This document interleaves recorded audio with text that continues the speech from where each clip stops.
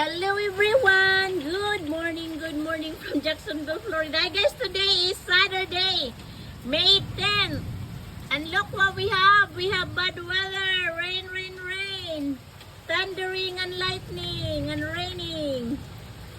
Yep, the day before Mother's Day. Tomorrow is Mother's Day, Sunday. But anyway, my flowers are happy. They got watered again today. And that's the weather right now up here. Flowers are happy though. I would not complain. I just don't like the lightning and the thunder, but the rain, I'm happy with the rain. But lightning and thunder, guys, see, there you go. There was a thunder right now. Yeah, it's raining right now, guys. The flowers are happy though. Anyway, this is just an update on the weather here. There goes the weather. Pouring rain.